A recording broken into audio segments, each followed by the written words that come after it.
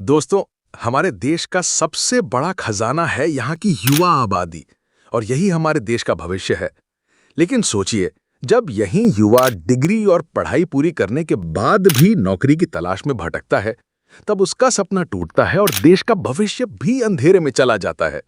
आज हर गली नौकरी कहाँ है? यही है हमारे देश की सबसे बड़ी चुनौती, बढ़ती बेरोजगारी। क्या आप जानते हैं कि भारत में बेरोजगारी की जड़ें बहुत पुरानी हैं? ये समस्या आज की नहीं बल्कि अंग्रेजों के जमाने से शुरू हुई थी। ब्रिटिश राज में हमारी हथकरघा और उद्योगों को तोड़ा गया, कारीगर और मजदूर बेरोजगार हो गए, खेती पर बोझ बढ़ा।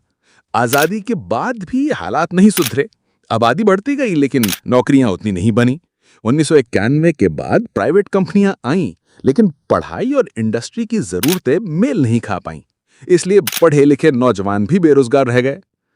मैं एक मिडिल क्लास लड़का हूं और मेरा सबसे बड़ा डर है मेरा भविष्य, क्योंकि मेरे सपने बहुत बड़े लेकिन हालात हमेशा आड़े आ जाते हैं। सरकारी नौकरी के लिए सालों से तैयारी कर रहा हूं लेकिन सीटें बहुत कम है। सोचता हूं प्राइवेट जॉब कर लूं तो वहां सैलरी इतनी कम कि खर्चे पूरे नहीं होते। हर महीने घर का ईएमआई, माँ बाप की दवाई, छोटी बहन की पढ़ाई, सबकी जिम्मेदारी मेरे ऊपर है। रिश्तेदार हमेशा पूछते हैं नौकरी लगी क्या? उनके सवालों से ज्यादा मेरे दिल में खुद का सवाल चलता है कि क्या मैं अपने परिवार का सहारा बन पाऊंगा। रात को सोते समय यही सोचता हूं कि घर का दिन कैसा होगा। आज हर युवा के मन में एक ही सवाल है, सरकारी नौकरी करूं या फिर प्राइवेट। लेकिन ज्यादातर युवा प्राइवेट नौकरी से दूर क्यों भागते हैं?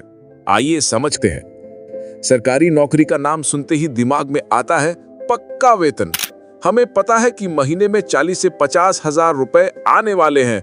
दूसरा कारण है पेंशन। रिटायरमेंट के बाद भी हमें पैसे मिलते रहेंगे। और तीसरा सबसे महत्वपूर्ण कारण है नौकरी की सुरक्षा और समाज में मान सम्मान। यही वजह है कि लाखों युवा सालों तक प्रतियोगी परीक्षाओं की तैयारी करते हैं, क्योंकि उन्हें लगता है सरकारी नौकरी मतलब जिंदगी सेट। आइए समझते हैं आज के युवा प्राइवेट नौकरी क्यों नहीं करना चाहते। प्राइवेट सेक्टर में नौकरी तो जल्दी मिल जाती है, लेकिन वहां सबसे बड़ी समस्या है जॉब सिक्योरिटी नहीं। कौन कब काम से निकाल दे पता नहीं चलता। दूसरा कारण है तनख्वाह। जहां सरकारी नौकरी में 30 से 40 हजार मिलते हैं, वही प्राइवेट सेक्टर में 10 से 15 हजार ही दिए जाते हैं। और यही सबसे बड़ा कारण है प्राइवेट सेक्टर में युवा काम न करने का। दोस्तों जरा सोचिए, इतने कम दाम में कोई भी इंसान कैसे अपना और अपने परिवार का ख्याल रख सकता है? और भी कुछ कारण है, जैसा कि काम का दबाव ज्यादा और छुट्टियों का नामो निशान नहीं। ऊपर से कोई पेंशन या स्थायी सुविधा भी नहीं। यही वजह है कि युवा प्राइवेट सेक्टर में खुद को असुरक्षित महसूस करते हैं। आज हमारे देश में लाखों युवा बेरोजगारी की मार झेल रहे हैं। एक तरफ वो दिन रात मेहनत करके एसएससी जैसे एग्जाम की तैयारी करते हैं, लेकिन दूसरी तरफ सरकार इस समस्या पर आंखें मूंद कर बैठी है। एसएससी के एग्जाम्स में बार बार धांधली, पेपर लीक और रिजल्ट में लेट, ये सब अब आम हो चुका है। और जब छात्र अपनी आवाज उठाते हैं, प्रोटेस्ट करते हैं, तो सरकार की तरफ से सिर्फ चुप्पी मिलती है। सोचिए जरा, जो युवा सुबह शाम मेहनत करता है, सालों की तैयारी करता है, उसके सपनों से खेलना क्या किसी भी हालत में सही है? सरकार बार बार वादे करती है, हम नौकरियां देंगे, पारदर्शी सिस्टम बनाएंगे, लेकिन हकीकत यह है कि बेरोजगारी रिकॉर्ड स्तर पर है और छात्रों के साथ खुलेआम अन्याय हो रहा है। हर मिडिल क्लास लड़के का सपना बड़ा होता है, लेकिन पॉकेट हमेशा छोटी होती है। सुबह उठकर सपना देखता हूँ बड़ी नौकरी का घर हो, और शाम तक हकीकत ये याद दिलाती है कि ईएमआई, फीस और खर्चे मेरी असली जिम्मेदारियां हैं।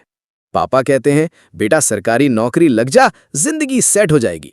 लेकिन सरकारी नौकरी की तैयारी करते करते आधी जिंदगी निकल जाती है, फिर भी कुछ हाथ नहीं लगता। और प्राइवेट जॉब, वाह सैलरी कम, काम ज्यादा और टेंशन।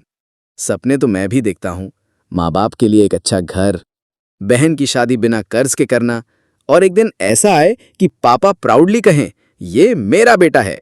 लेकिन डर भी है, कहीं ये सपने सपनों में ही ना रह जाएं, क्योंकि मिडिल क्लास का सबसे बड़ा दुख यही है, ना तो पूरी गरीबी दिखा सकते हैं, ना पूरी अमीरी जी सकते हैं।